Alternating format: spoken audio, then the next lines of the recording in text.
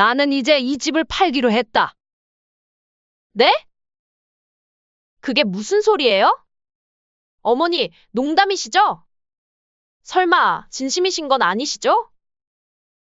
농담 아니야. 난 진지해. 어머니, 그럼 우리 보고 어디 가서 살라고요? 이딴 말 같지도 않은 얘기 하시려고 여기로 부르신 거예요? 기가 차서 진짜. 너희한테 한 푼 안 받고 집 살게 해줬으면 그동안 감사하다고 말이라도 하는 게 순서 아니니. 사춘기 소녀 마냥 굴지 마세요, 제발. 그 모습을 보니 마음이 아팠지만 이미 결심한 일이었어요. 서연아, 일어나. 이제 와서 그런 말이 무슨 소용이 있겠니? 내가 진심으로 반성하는 게 아니라는 걸 나도 알아. 이 집을 팔아서 의미 있는 곳에 기부하려고 해. 나도 이 나이 먹고 의미 있는 일을 하고 싶단다. 기부요? 서연이가 갑자기 소리를 질렀어요. 미쳤어요? 그걸 왜 남한테 줘요? 어머니, 정신 차리세요. 안녕하세요. 저는 올해 72세 정금자라고 합니다. 40년 동안 초등학교 교사로 일하다 퇴직한 평범한 할머니예요. 우연히 이 채널을 알게 된 이후로 즐겨 듣다 제 이야기를 쓰게 될 줄은 몰랐는데 제 마음 한구석이 너무 아파서 이렇게 글을 쓰기로 했습니다. 아이들을 가르치는 일이 제 전부였고 그 시간들이 제게는 가장 소중한 보물이었죠. 학교에서 아이들과 보낸 매 순간이 행복했어요. 아이들은 저를 금자 선생님 하고 부르며 달려와 안기곤 했죠. 그때마다 가슴 한켠이 뭉클해지곤 했답니다. 이런 아이들의 순수한 마음이 제게는 큰 위로가 되었어요.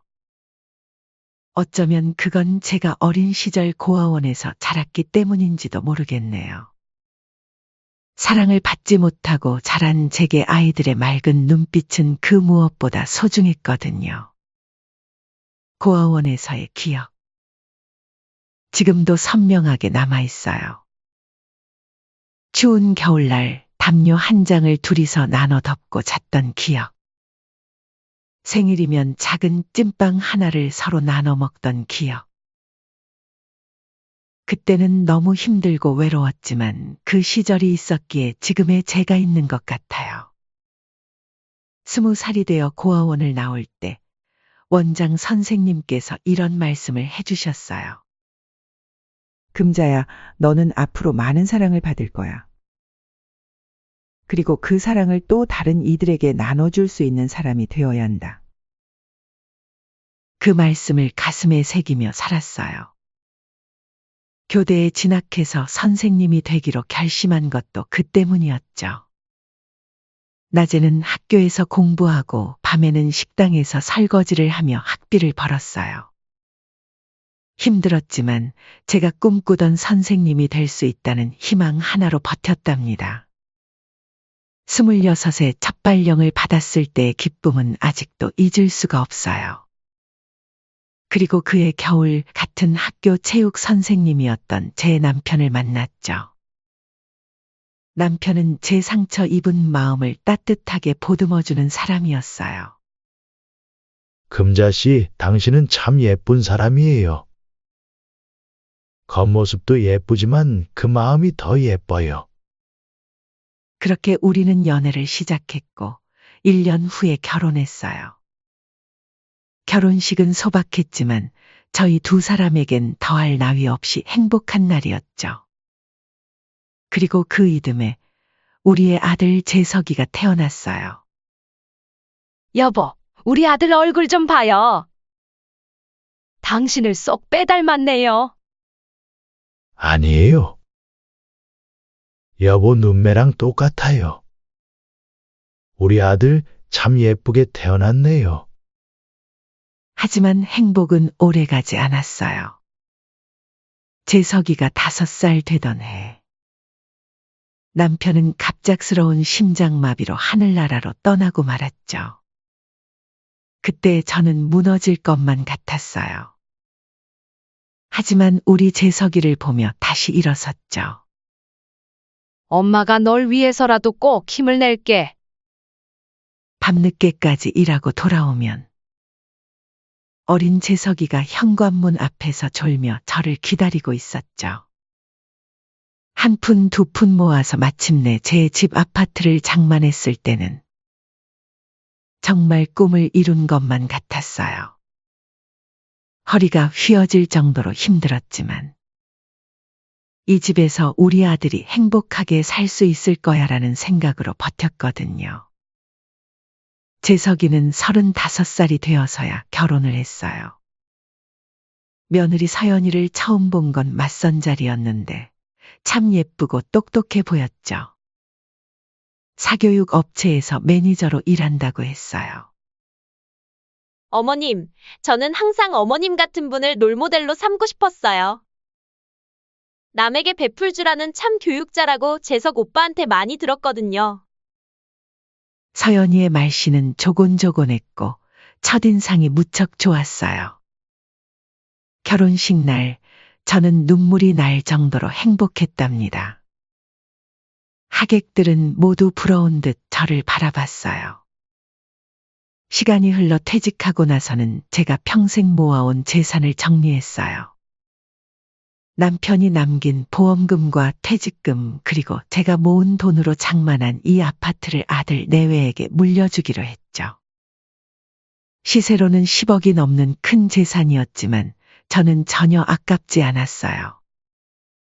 재석아, 며느라 이제 이 집은 너희 거야. 엄마는 작은 집으로 이사 갈 테니 너희가 여기서 편하게 살면서 행복하게 지내면 돼.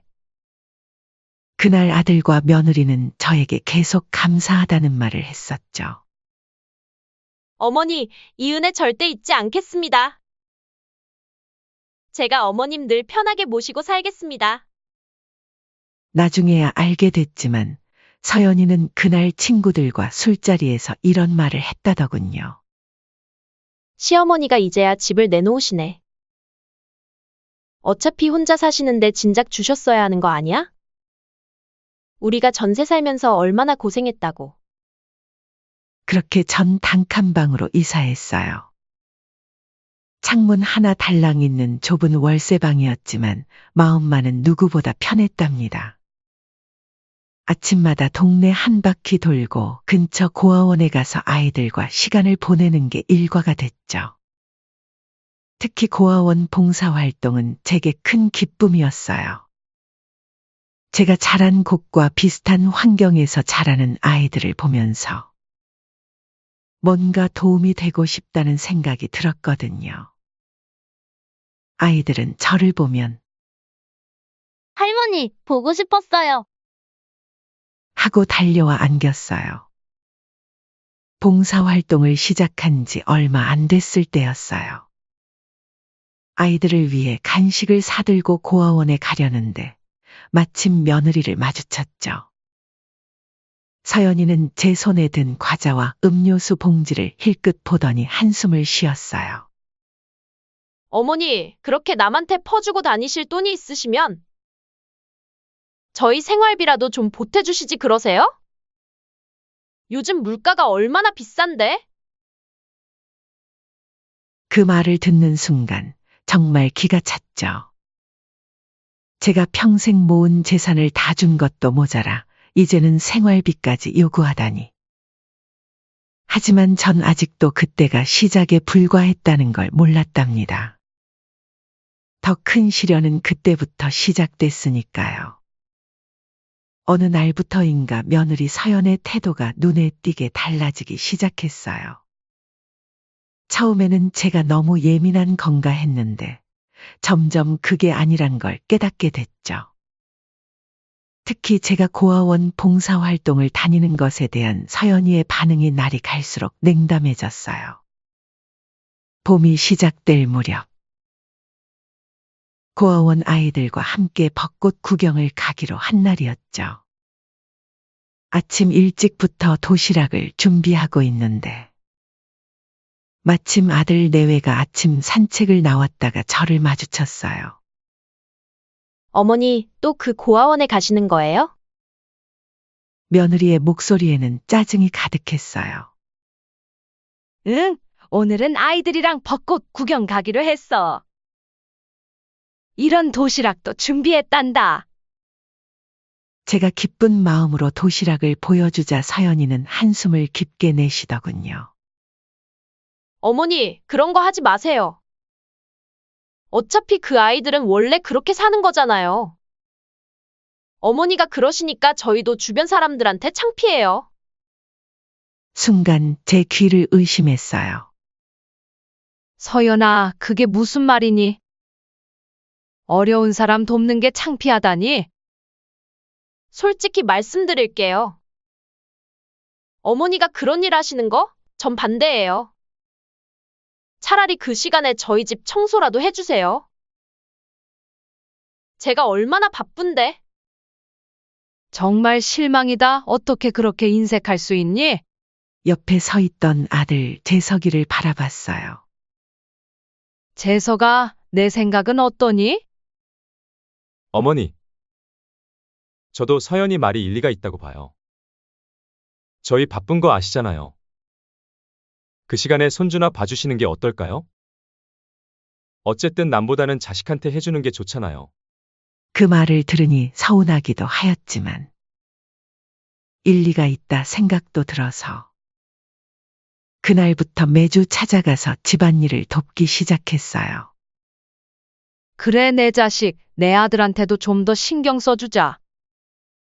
처음에는 일주일에 한 번 정도였는데 서연이의 요구는 점점 더 많아졌죠. 어머니, 오늘은 화장실도 좀 해주세요. 구석구석이 찌들었더라고요. 아, 맞다. 베란다 창문도 다 닦아주세요. 먼지가 너무 많아요. 어머니, 현관 신발장도 정리해 주시겠어요? 아, 그리고 계단 청소도 우리 차례라. 매번 새로운 집안일이 추가됐어요. 어차피 고아원에서 일할 거 여기서 일하는 게 나을 거라 생각해 거리낌 없이 저에게 집안일을 시켰어요. 허리가 아파도 참았고 무릎이 시려워도 견뎌냈죠. 내 자식을 위해서 하는 마음으로요. 여름이 되자 더위에 지쳐 잠시 쉬고 있는데 서연이가 다가왔어요. 어머니, 왜 쉬고 계세요? 아직 2층 화장실도 안 하셨잖아요. 서연아, 잠깐만. 숨 좀 돌리고. 어머님, 봉사활동 가서도 이렇게 쉬엄쉬엄 하세요? 시간이 흐를수록 서연이의 말투는 더욱 거칠어졌어요. 심지어 손주에게 용돈을 주는 것도 버릇없어진다며 못하게 했죠. 어느 날은 이웃집 영희 할머니가 찾아왔어요. 금자씨, 내가 이런 말 하기 참 그런데 며느리가 밖에서 하는 말들이 좋지 않더라고요. 당신 험담을 며느리가 제 험담을 하고 다닌다는 말은 더 이상 듣고 싶지 않았어요. 가장 큰 상처는 겨울에 받았어요. 눈이 펑펑 내리던 날, 손주가 보고 싶어서 찾아갔는데, 며느리는 저를 1시간 넘게 복도에 세워뒀어요. 영하 10도의 한파 속에서요. 어머니, 죄송해요. 제가 낮잠을 자느라. 그래도 출발한다고 말도 하고 문까지 두들겼는데 소리를 못 들었나 보구나. 거짓말이었죠. 며느리는 그저 제가 집안일을 해주러 올 때가 아니면 제가 오는 것을 극도로 싫어했어요. 그날 밤 더는 참을 수 없어 오랜 친구 숙자를 찾아갔어요. 숙자야, 나 더 이상 못 참겠어. 이렇게 사는 게 맞는 걸까? 금자야. 이 바보야. 그러게 그렇게 홀라당 집까지 다 주면 어떡해? 요즘 자식한테 집 줘도 명의는 주면 안 되는 거 몰라. 아니야, 명의는 내 명의 그대로야. 그때 어영부영 하다 보니 이전을 안 해줬어. 그래? 정말 잘 됐네. 이제는 내 삶을 찾아야 할 때야. 난 진작부터 내가 이러다 큰 병 나지 않을까 걱정했어. 요즘은 시대가 변해서 노후에도 자립을 해야 된다더라. 우선 내일 등기부등본 한번 떼어서 명예 확실히 확인해봐. 숙자와의 만남이 있던 그날 밤, 저는 잠을 이루지 못했어요. 작은 단칸방의 창문으로 스며드는 달빛을 바라보며 지난 시간들을 하나하나 떠올렸죠. 40년간의 교직 생활 동안 만났던 수많은 아이들의 얼굴들. 남편과 보냈던 짧지만 행복했던 순간들. 그리고 홀로 재석이를 키우며 고생했던 날들. 마지막으로 그 모든 것을 바쳐 장만했던 그 집을 아들 부부에게 물려준 날까지. 창밖에서 들려오는 밤바람 소리를 들으며 깊은 한숨을 내쉬었어요. 시대가 많이 변했다. 나도 홀로 서기를 해야지. 밤새 뒤척이다 동이 틀 무렵에야 결심이 섰어요. 아침 일찍 옷을 챙겨 입고 등본을 확인하러 나왔어요. 창구 직원에게 떨리는 목소리로 말했어요. 저 아파트 등기부등본을 확인하고 싶은데요. 어머님, 혹시 어떤 용도로 필요하신가요? 특별히 확인하고 싶으신 부분이라도. 그냥 한번 확인만 한번 해보고 싶어서요. 제 목소리에서 불안함이 묻어났나 봐요. 역시나 서류를 확인해 보니 아직 명의는 제 앞이었어요. 그렇게 확인을 한 후 나서는데 맞은편에 있는 부동산이 눈에 들어왔죠. 망설이다가 용기를 내어 들어갔어요. 저기, 여기 아파트 시세가 궁금한데요. 아, 그 단지요? 부동산 중개사가 반색을 하며 말을 이었어요. 지금 시세로 17억 원 됩니다. 어머님, 혹시 매물 내실 생각이신가요? 그 말을 듣는 순간 제 심장이 쿵쾅거리기 시작했어요. 다리는 후들거렸지만 발걸음은 오히려 가벼워졌죠. 근처 법원을 찾아가 변호사 사무실들을 하나하나 둘러보았어요. 마침내 한 변호사 사무실에 들어갔을 때 친절해 보이는 여성 변호사가 저를 맞이했어요. 선생님, 어떤 일로 오셨나요? 제가 아파트 문제로 상담을 받고 싶은데요. 제가 법적으로는 증여도 하지 않았고 명의도 제 앞인데 이 집을 처분할 수 있을까요? 변호사는 제 상황을 자세히 듣더니 고개를 끄덕였어요. 네, 물론이죠. 법적으로 소유주는 선생님이시니까요. 다만 혹시 다른 약속이나 계약서 같은 건 아니요, 그런 건 전혀 없어요. 그저 말로만 물려준다고 했을 뿐이에요. 그렇다면 선생님 마음대로 하실 수 있습니다. 다만 가족 간의 일이라 감정적인 부분이 있을 텐데 그 부분은 잘 준비하셔야 할 것 같네요. 변호사의 말씀을 들으며 마음을 다잡았어요. 집으로 돌아와 떨리는 손으로 전화기를 들었죠. 재석아, 목소리가 떨렸지만 마음만은 단단했어요.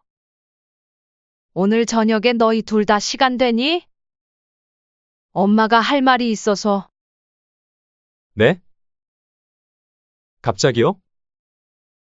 무슨 일이세요? 서연이가 또 뭐 잘못했나요? 재석이의 목소리에는 걱정이 묻어났어요. 아니, 그게 아니라 그냥 와줄래? 엄마가 꼭 하고 싶은 이야기가 있어. 저녁이 되자 아들 부부가 도착했어요. 현관문이 열리고 서연이가 들어서는데 그 표정이 여전히 불만스러워 보였죠. 어머니, 갑자기 부르신 이유가 뭐예요? 전 오늘 정말 피곤한데. 야근도 있고. 재산 물려준다는 말이라도 안 하시면 정말 짜증날 것 같네요. 서연이의 말투에는 여전히 날이 서 있었어요. 앉아라, 둘 다. 내가 할 말이 있어. 거실 테이블에 마주 앉았어요. 창밖으로는 노을이 지고 있었죠. 이 집에 대해 이야기하고 싶어. 제 말에 서연이가 눈을 동그랗게 떴어요. 집은 또 왜요? 이미 저희 준 거 아니에요? 혹시 더 바라시는 게 있으신가요? 서연이의 말에는 날카로움이 숨어 있었어요. 아니, 그게 아니야. 사실, 이 집은 아직도 내 앞으로 돼 있어. 법적으로는 내 소유란다. 순간 거실이 쥐 죽은 듯 조용해졌어요. 재석이가 당황한 듯 물었죠. 그럼 어머니, 이제 와서 그걸 왜 말씀하시는? 나는 이제 이 집을 팔기로 했다. 네? 서연이가 자리에서 벌떡 일어났어요. 얼굴이 순식간에 하얗게 변했죠. 무슨 소리세요? 어머니, 농담이시죠? 설마? 진심이신 건 아니시죠? 서연이의 목소리가 떨려왔어요. 농담 아니야. 난 진지해. 서연이의 얼굴이 순식간에 일그러졌어요. 눈가에 눈물이 고이더니 갑자기 소리를 지르기 시작했죠. 어머니, 이러시면 안 돼요. 우리 보고 어디 가서 살라고요? 지금 전세금이 얼마나 비싼 줄 아세요?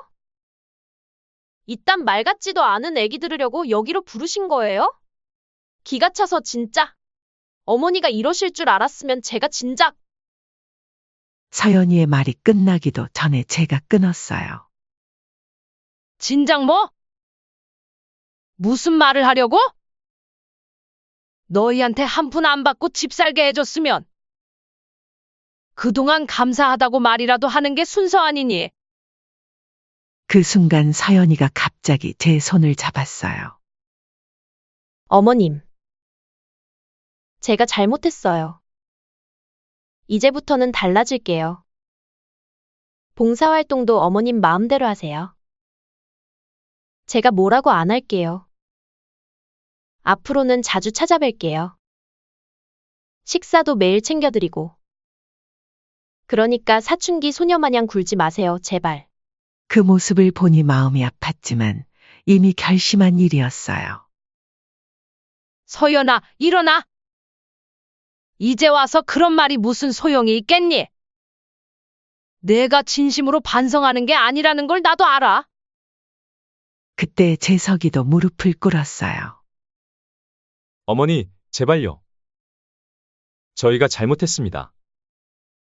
한 번만 용서해 주세요. 앞으론 효도하면서 살겠습니다. 어머니 말씀대로 할게요. 재석아, 아들을 바라보는 제 눈에도 눈물이 고였어요. 넌 내 아들이야. 그건 변함없어. 하지만 이건 내 선택이야. 이 집을 팔아서 의미 있는 곳에 기부하려고 해. 나도 이 나이 먹고 의미 있는 일을 하고 싶단다. 기부요? 서연이가 갑자기 소리를 질렀어요. 미쳤어요? 17억이면 우리가 평생 잘 살 수 있는 돈인데 그걸 남한테 줘요? 어머니, 정신 차리세요. 그래, 남이 아닌 정말 도움이 필요한 아이들에게 줄 거야. 내가 자란 고아원 같은 곳에? 그리고 서연아, 그런 식으로 말하면 안 되지? 왜 안 돼요? 지금 어머니가 우리 인생 망치시는 거잖아요. 서연아, 제가 소리를 쳤어요. 이제 그만해. 나한테 그런 식으로 말하면 안 되지? 그래도 내가 너네 대출금도 그동안 다 갚아주고 차도 사주고 그동안 나는 해줄 만큼 해줬다 생각한다. 너네가 결혼하고 나서도 뒷바라지 하면서 평생을 살아왔어. 하지만 너는 그동안 나를 어떻게 대했니? 식모 취급하고 필요할 때만 찾고. 나도 내가 원하는 내 삶을 살고 싶다. 너네들도 그 나이 먹었으면 둥지에서 떠날 줄도 알아야지. 다음 날부터 부동산 중개사들이 집을 보러 왔어요. 아침부터 서연이가 울면서 찾아왔죠. 어머니, 제발 한 번만 더 기회를 주세요. 제가 얼마나 후회하는지 아세요? 어제 밤새 한숨도 못 잤어요. 서연아, 이제 그만하자. 너는 그저 이 집 때문에 그러는 거잖니? 퇴근 후엔 재석이가 찾아왔어요. 어머니, 저희가 정말 잘못했어요. 앞으로는 매일 찾아뵙고 효도하면서 살게요. 서연이도 많이 반성하고 있어요. 어머니 마음 돌리실 때까지 매일 찾아뵐 거예요. 재석아, 난 내가 자랑스러운 아들이었어. 하지만 넌 항상 서연이 편만 들었잖니? 엄마가 추운 복도에서 떨고 있을 때도, 봉사활동하는 걸 무시당할 때도 넌 그저 옆에서 지켜보기만 했잖아. 부동산에서는 매일같이 연락이 왔어요. 선생님, 보시는 분들 반응이 아주 좋으세요. 학군도 좋고 재건축 기대감도 있어서 2주 안에 계약할 수 있을 것 같은데. 드디어 매매 계약을 하는 날이 왔어요. 17억이라는 큰 돈의 계약이 성사됐죠. 계약서에 도장을 찍는 순간 제 눈에서는 뜨거운 눈물이 흘렀어요. 어머니, 이러시면 안 돼요. 서연이가 계약서를 낚아채려 했지만 이미 늦었죠. 서연아, 이제 그만해. 너희도 이제 새 출발을 하렴. 매각 대금을 받은 다음 날, 저는 곧바로 지역 고아원으로 향했어요. 오래된 건물 앞에 서니 제가 자랐던 시절이 떠올랐죠. 원장실에 들어서자 원장님이 저를 맞이하셨어요. 맨 처음에는 평소처럼 봉사하러 온 줄 알았다 제 얘기를 듣고는 이내 깜짝 놀라더군요. 선생님, 이렇게 큰 돈을 정말 괜찮으신 건가요? 가족들은 어떻게? 말씀을 끊고 제가 대답했어요.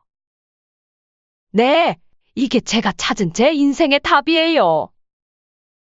작지만 이 돈으로 아이들을 위한 장학금도 만들고 새로운 커뮤니티 센터도 지었으면 좋겠어요. 원장님, 저도 이곳에서 자랐잖아요. 그때는 우리에게 아무것도 없었죠. 이곳의 아이들에게도 더 많은 기회가 있었으면 합니다. 사소하지만 저부터 바뀌어야 세상도 더 따뜻해질 거라고 믿어요. 원장님의 눈시울이 붉어졌어요. 선생님, 정말 감사합니다. 아이들에게 이런 선물을 주시다니. 그때였어요. 밖에서 아이들의 제잘거리는 소리가 들렸죠. 금자 할머니다. 우리 책 읽어주시는 할머니. 문을 열고 들어온 아이들의 해맑은 미소를 보는 순간 제 가슴이 따뜻해졌어요. 아이들은 제 주위로 몰려들어 안기며 물었죠. 할머니, 오늘은 무슨 책 읽어주실 거예요? 할머니, 저희랑 같이 놀아주세요. 그렇게 저희 노후를 챙길 수 있는 돈만 남기고 나머지는 전부 기부했죠. 제 이야기는 순식간에 퍼져나갔어요. 지역 뉴스에서는 40년 교직 생활 후 전 재산을 기부한 선생님이라는 제목으로 보도가 나갔죠. 그리고 예상치 못한 일이 일어났어요. 많은 분들이 고아원에 관심을 가지기 시작한 거예요. 저도 봉사활동을 시작하고 싶어요.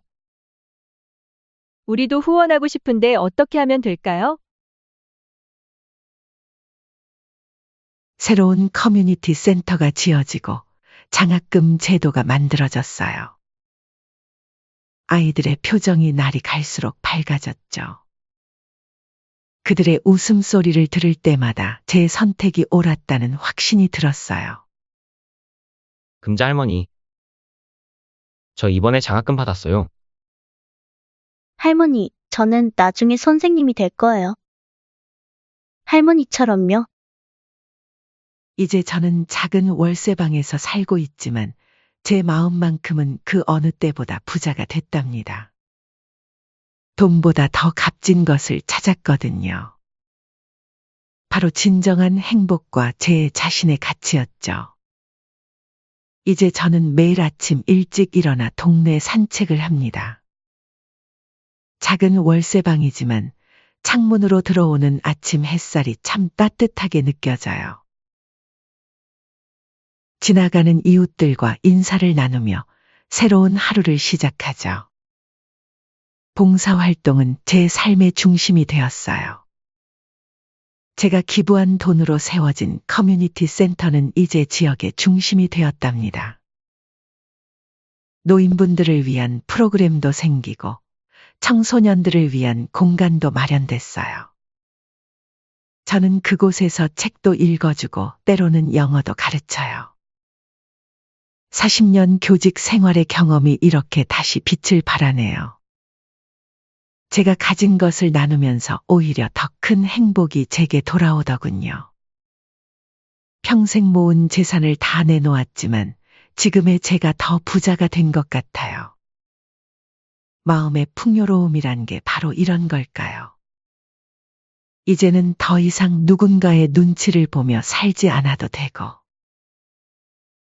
제가 하고 싶은 일을 마음껏 할 수 있어서 그런가 봐요. 자식이요? 여기 이 사연을 들으시는 모든 어머니들께서는 아마도 자식을 키우느라 평생을 고생하고 희생만 하며 살아오셨을 거예요. 그 정도 했다면 이제는 자식을 위한 삶이 아닌 본인 삶을 살라고 꼭 말씀드리고 싶어요. 그게 꼭 기부나 나무리한 봉사활동이 아니어도 돼요. 오래전부터 하고 싶었던 일들을 지금부터라도 하나하나 해나가시면 어떨까요? 저는 가끔 옛집 근처를 지날 때면 그때의 결정이 옳았다는 생각이 다시 한번 들어요. 그 큰 집에서 마음의 상처를 받으며 살았던 것보다 지금처럼 작은 공간에서 제 뜻대로 살아가는 게 훨씬 더 행복하니까요.